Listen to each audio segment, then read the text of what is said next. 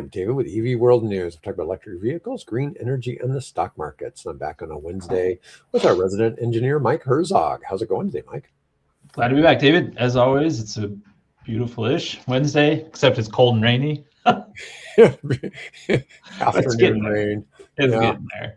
My grass is starting to grow. I'm going to start mowing the grass soon. I know. I probably should have last weekend, but yeah. Instead I think Sunday is the first day. It's supposed to be 60 and sunny on Sunday. It's really weird though. Didn't we have a 90-degree day?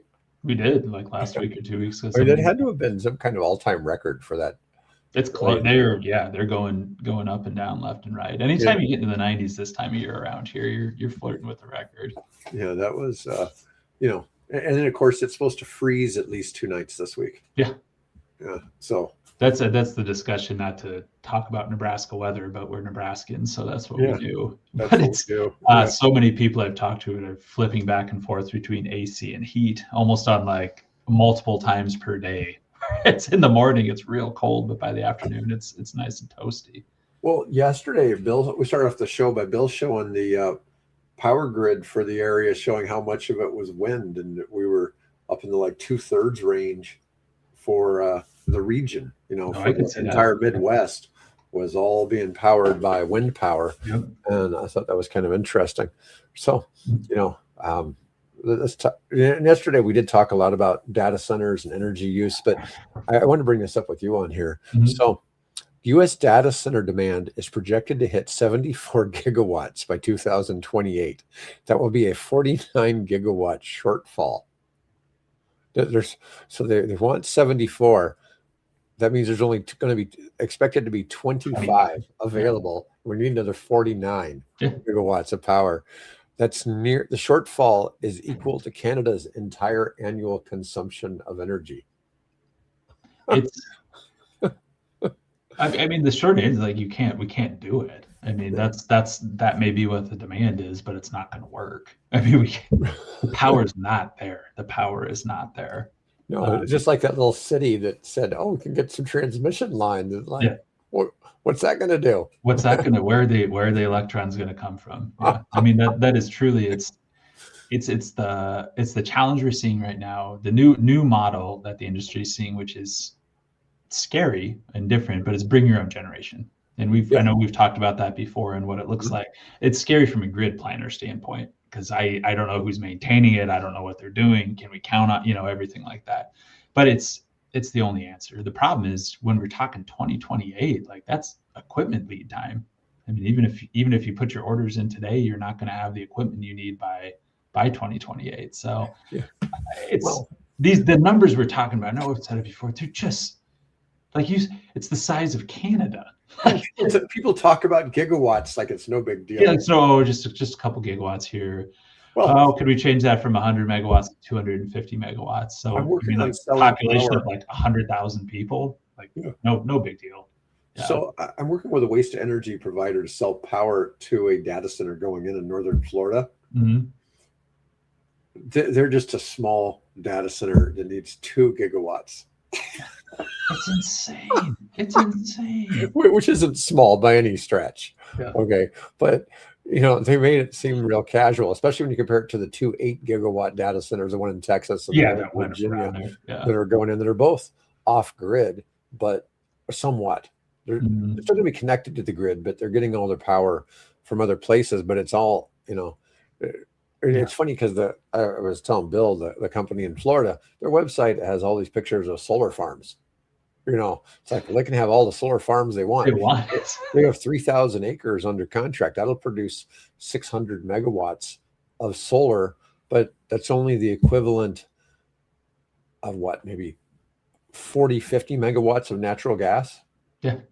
Yeah. I mean, by the time everything's said and done, and when you get the energy and everything, I mean, it can't do it. Renewables can't do it. We can't do it, which is one of the reasons, bringing this back all around, why we talk about nuclear so much when we're throwing out these big numbers and everything in those spaces. That's a reasonable solution. I mean, if we want to move away from fossil fuels and eventually move away from natural gas, even like it probably has to be nuclear. Has to be nuclear. I don't see another viable choice out there. So these big numbers that we're throwing out and everything, I mean, it's it has to have a solution somewhere, and that's the only thing that kind of fits the bill. Right. Well, and it's funny because I was telling somebody yesterday, it's like, okay, you've got a gigawatt of solar going online worldwide every day. And how much nuclear is going online every day? Generally nothing, right? Nothing. Occasionally somewhere around the world, a few hundred megawatts or a gigawatt will go up, but it's like solar's a gigawatt every day. Yeah. But it's not equal math, right? So solar is only 14% as efficient as nuclear. So you need about 6-7 gigawatts of solar to equal a gigawatt of nuclear. It's not just 14%. Here in our part of the country, it's accredited for 0% in the winter. Right. Okay. Yeah. So just for winter months. So yeah. if you have constraints in winter in those areas there, you don't get any benefit out of it on the books. On paper, when you have to prove like I have enough generation to cover my load and my needs in winter months, you don't even get to count solar. And we're not ragging on solar's great. Put solar up. You got solar on your house. Put it up. It's a very, very positive thing. Develop it at the commercial scale. Put it everywhere you can. It's a good thing. But it can't fill that gap by itself. It needs help. No, it is interesting, and it's funny because this segues into the next thing.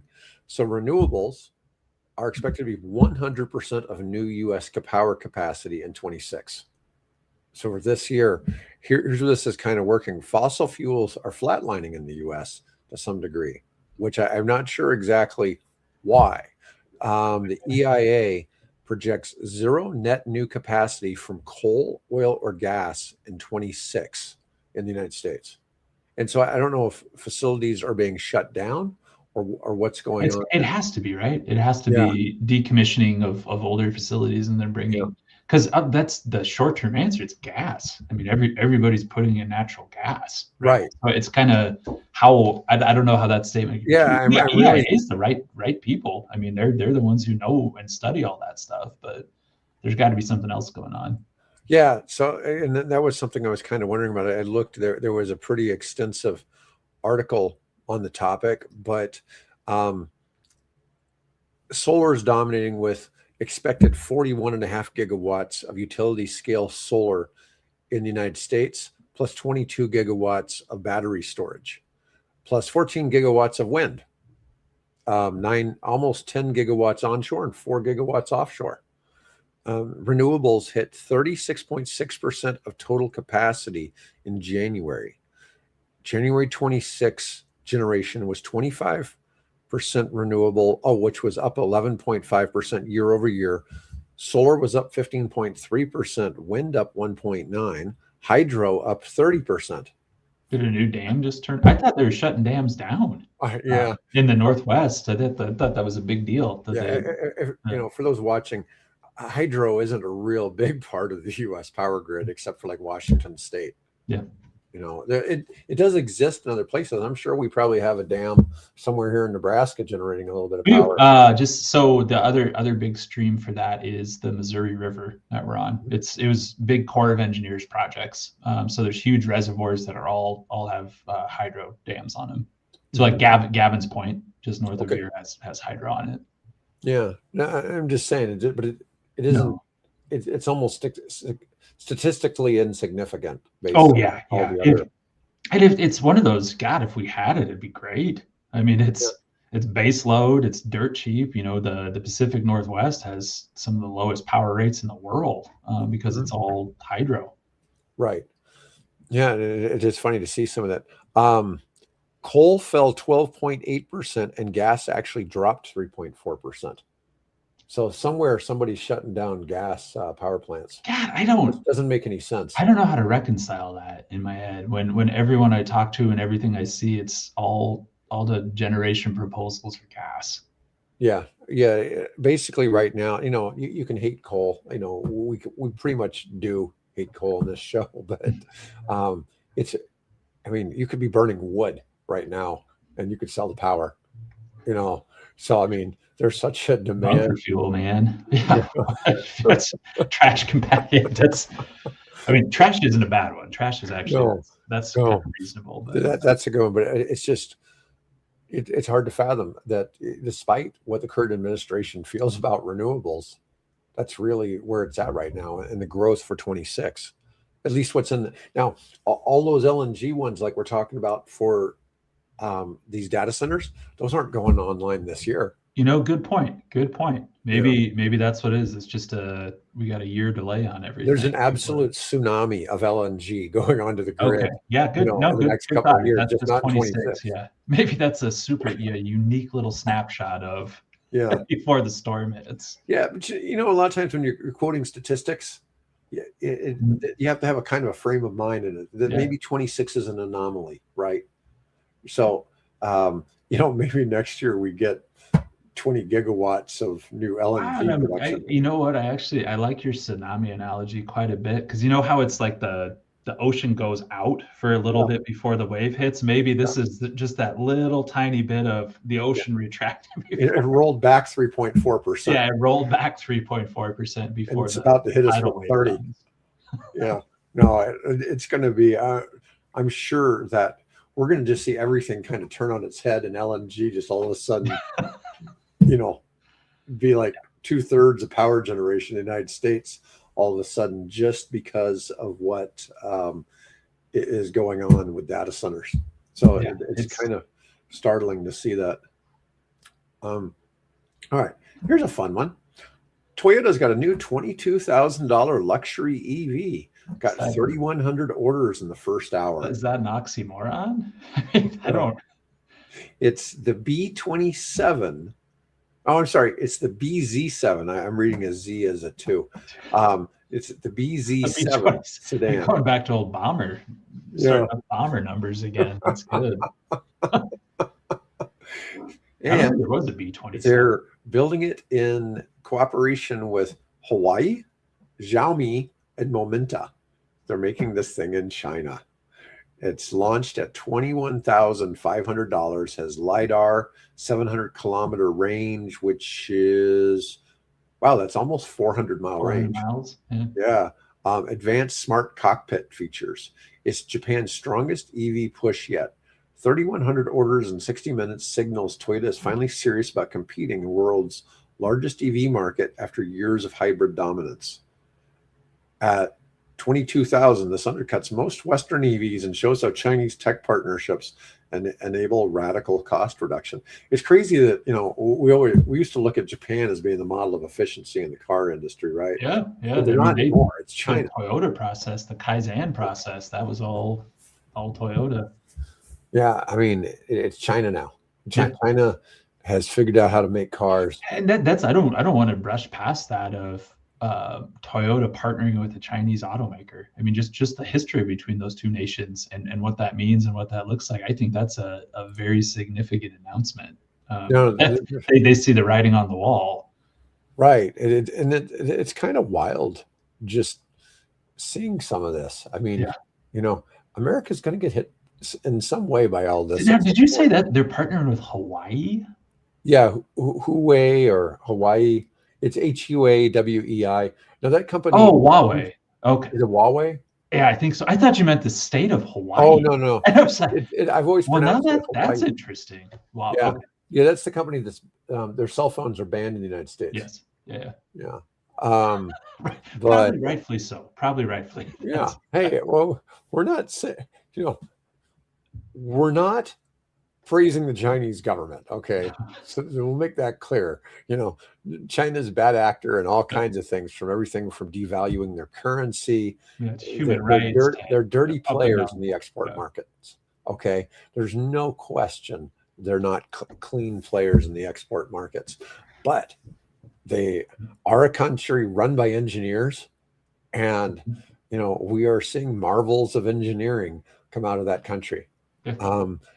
Doesn't mean there's a lot of things they can do with it. It's just like I always see these things on Quora trying to compare like the Chinese J-20 fighter, how much better it must be than the F-35, and it's like, right, or how Chinese radar really helped the Iranians detect all the stealth fighters. How Chinese and Russian radars will detect the F-35, and it's like there's talk that an F-35 may have actually been hit by ground fire somehow, but it's not invisible when it opens its bomb bay doors.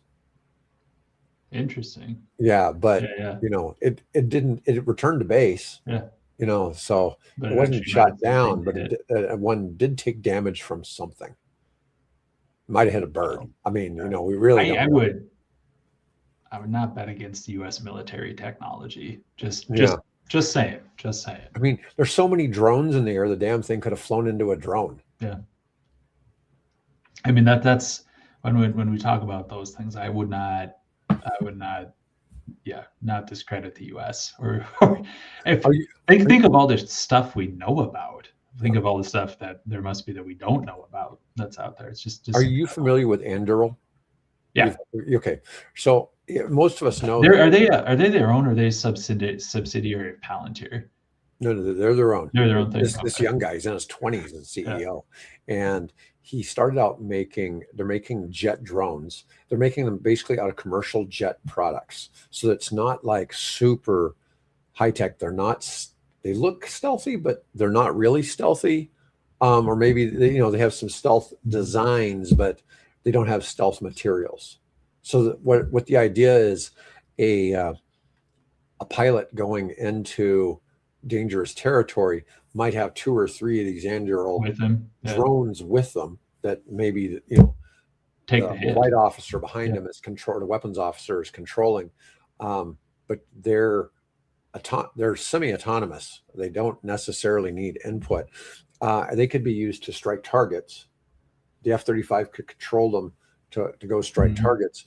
But the other thing is they've developed an anti-drone system that is, so you've seen the little Shahed drones, like the flying burritos. Yep. So Anduril makes a similar product that is recyclable, meaning it will return to base. It's a jet drone, and it will hunt down drones, destroy them, and return.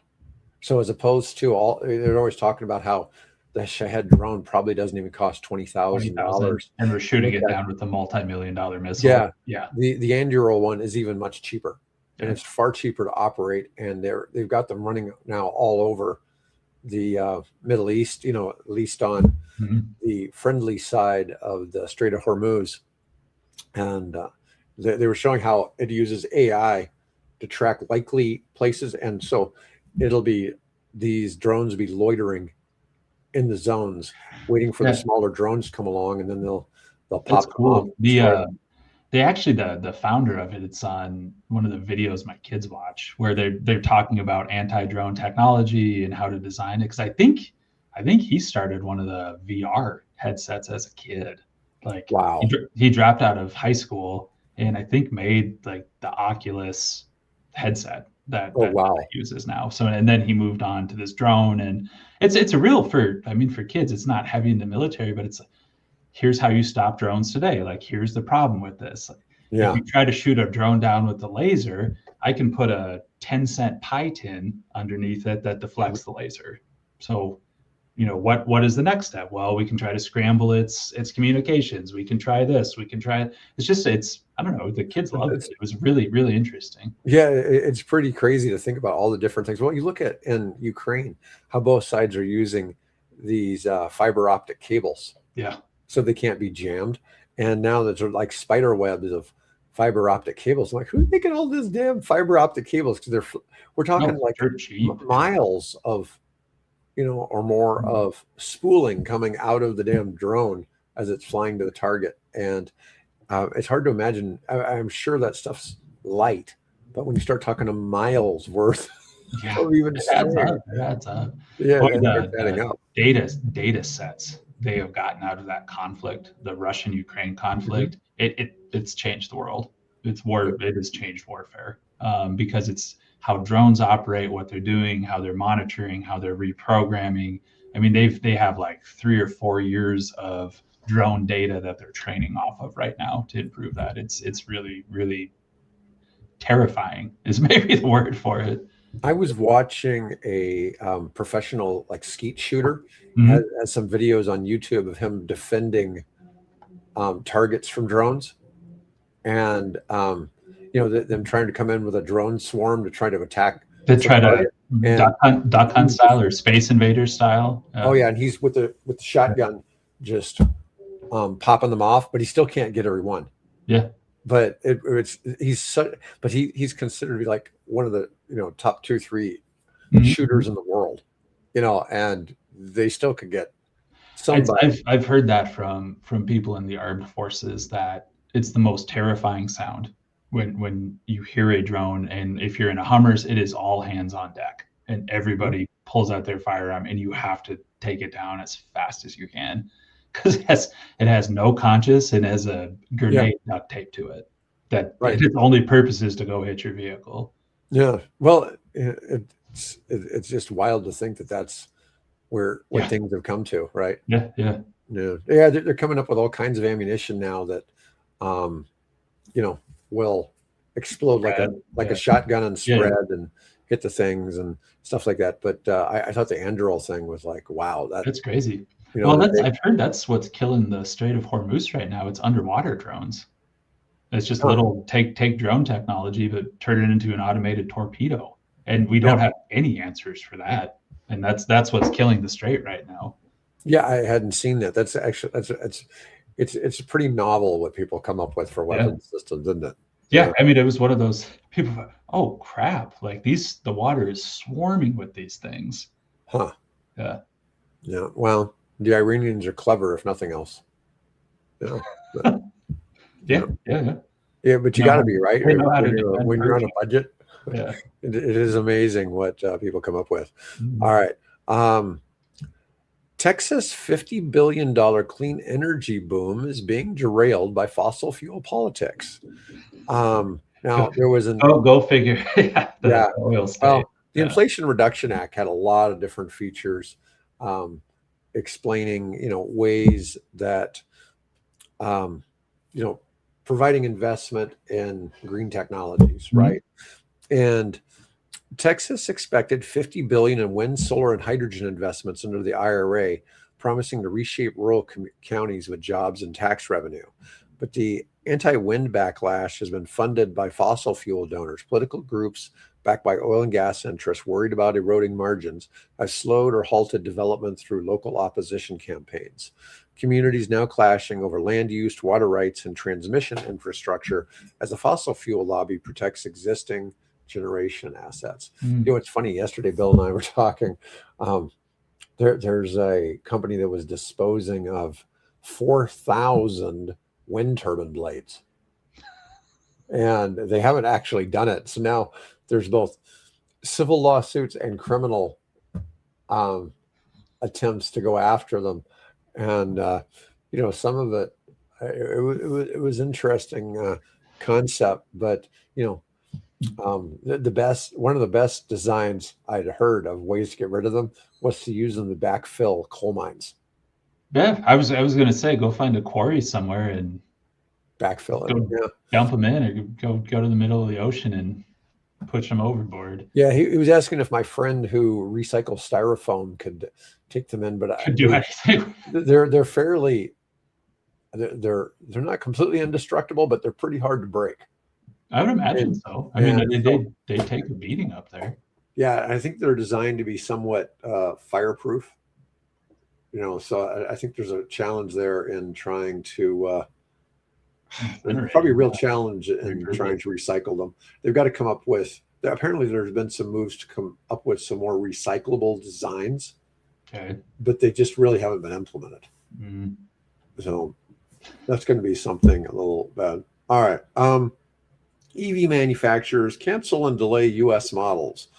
Volvo bailed on the EX30. Have you and I talked about this one before? Yeah. Yeah. Okay. That's a disappointing one. That's because especially with how well it did in Europe. It just killed it in Europe. Yeah. Well, but it came to the United States $10,000 more expensive too. And then I think that Volvo's incentives with the tariffs looks like they got nixed somehow with the newer tariffs. Okay. So that was rough on it. Let's see here. But there's still some, we've got some new things going on with the Rivian, Lucid with they have another one. They've got the Gravity out now. It's an SUV. They got another one called the Cosmos. The Chevy Bolt is returning with sub $30,000 with LFP batteries. which remember the Bolt was the one that used to catch on fire. LFP won't catch on fire. Lexus ES EV that's supposed to arrive in April, and the BMW i3 New Classe, or however you say that. But they're redoing the i3, so it's not quite as butt ugly. I mean, that was another one, where somebody did an EV, and it's like, here, let's make all the people that drive EVs look like morons. Yeah. So, give them something really bizarre looking. Years ago, I was excited about that car, and it's like, I'm into it. And somebody looked at me, he's like, really? And I hadn't seen a picture of it yet. And I saw it, and I went, oh, never. Never mind. It's kind of like the Smart for Two car, right? Yeah. And it's a little better. I mean, it does have, like a 2+2 seating, which is a little better. Honestly, the Smart for Two car is made electric in a lot of cases, but they did make gas versions. There's a YouTube video of a guy put a 300 horsepower engine in a Smart for Two car, and he had to put a fifth wheel on the back because otherwise it'd be popping wheelies. So I was to say, how big of a spoiler would you need? I mean, airplane size. Apparently, it's ridiculously fast. He said he couldn't make it even faster. He had to actually throttle it back because it would outrun anything on the road because the car had absolutely zero weight. Yeah, there's no weight to it. Just don't crash. It's like it was like a Supra. Okay. And that's what, just don't crash or that thing's going to disintegrate. Yeah, pretty much. Yeah. But it was pretty funny. It had like a bicycle tire or something on to the balance it out, bolted so that the thing couldn't wheelie. Because it just would have flipped over on its back. But anyways, all right. Oh, we got another EV World article. New York City congestion pricing working despite Washington Post criticism. So early results are impressive. Traffic reduced, speeds have gone up 15 to 40%. Transit ridership boosted. Major funding generated for New York City system upgrades. Washington Post continues framing congestion prices as politically risky or anti-driver, despite New York City's measurable success and global evidence supporting the policy. When I was out in New York City last year, and this was after this came through, I was in Manhattan. It really didn't seem like there was a lot of cars. And that's part of it. That's what it was doing, right? It was encouraging people not to drive in Manhattan, essentially. EV transit synergy. Policy encourages shift to public transit and EVs while funding infrastructure improvements, yet political opposition remains strong. I'm trying to remember. I probably had at least a couple of Ubers and Lyfts be EVs while I was there. I didn't know my way around the subway system, or else I would have taken it, because that's obviously what everybody else was doing, but I had no idea. And I didn't figure I wanted to learn it in how to fly. 2-day trip. Yeah. Let's see. So a company called XWeather did a 2026 EV range report, and weather can equal up to a 200-mile range swing. Using a 250-mile baseline, ideal conditions, warm and dry, push ranges near 300 miles from 250. And they did some of this in New Mexico. Now, New Mexico, you can kind of have all four seasons in the same state going on at the same time, because you've got elevation, you got desert and stuff like that. Cold, snow, and wind and wet roads cut range from 250 down to below 100 miles in the Northeast. That's some pretty big changes. I don't think about wet roads necessarily. Yeah. Cold, I absolutely get. Adverse conditions, wind, obviously everything, but the wet roads haven't impacted. I didn't even think about that. Yeah. Now EVs are supposed to be superior for snow and wet roads, just because of the instant feedback to the motor. But rolling resistance dominates most states. Energy loss from tire friction, road conditions was the primary drain. Air drag led only in Florida, Louisiana, and Texas. Seasonal extremes create massive uncertainty for grid operators forecasting EV charging load. Winter peaks could stress infrastructure in cold weather states. Well, only if we ever get some, mass adoption of EVs.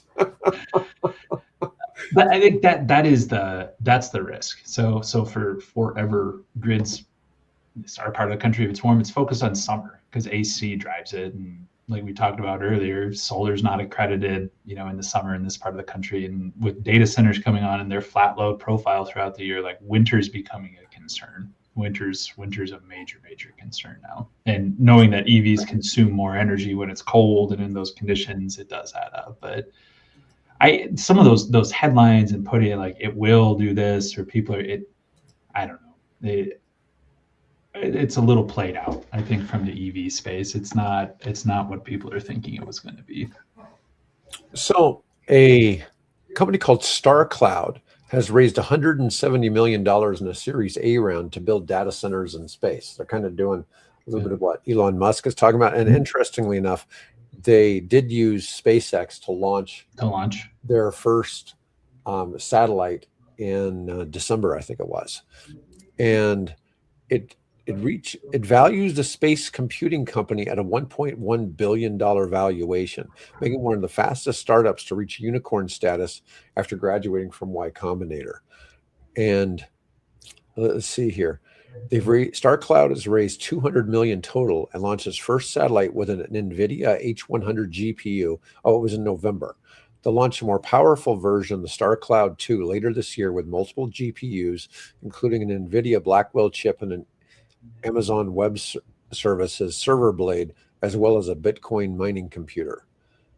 They're looking to develop data center spacecraft designed to launch from Starship, and which is the reusable rocket that Musk makes. StarCloud 3, which is what the spacecraft will be named, will be a 200 kilowatt, 3-ton spacecraft that fits into a Pez dispenser style system SpaceX designed to deploy Starlink satellites from Starship. 200 kilowatts. So I'm assuming it's solar up there? Yeah, it's all going to be solar. It's all going to be solar. Yeah. And the CEO, Philip Johnston, says he expects that this will be the first orbital data center that is cost competitive with terrestrial data centers, which cost on the order of 5 cents per kilowatt hour of power. Man, that's not going to last. That 5 cent kilowatt, that price isn't going to last. It's just a lot of them are already on old time power purchase agreements, right? Yep. They get locked in. If you got in 5 years ago, you got locked in on a lot. Yeah, they could have gotten locked in at a nickel, but and that's not going to continue to be the norm by any stretch. It can't be. It can't, right? It can't. Yeah. If commercial launch costs land around $500 per kilogram, so $225 a pound is what they've got to be able to get that cost down to. The challenge is Starship isn't really flying yet. Johnson said he expects commercial access to open up in 28 and 29. So he's got that price doesn't sound bad if they can get it down to the per pound or per kilogram. I mean, shit, I'd go to space for that. If you can ship me up there. Yeah. Well, yeah, I might create my own satellite and put it up there. For that, yeah, just that's going to get funny, isn't it? Here, can I book? I got want to host my own server up in the you host it up in space. Can you keep it over my house so I can really access it? Geosynchronous orbit. There you go. Yeah. Let's see. Well, Starlink has 10,000. Okay, Starlink's communication network, the largest satellite network in orbit with 10,000 spacecraft, produces something around 200 megawatts of energy in space. Okay. That's pretty big. That's not bad, right? Yeah.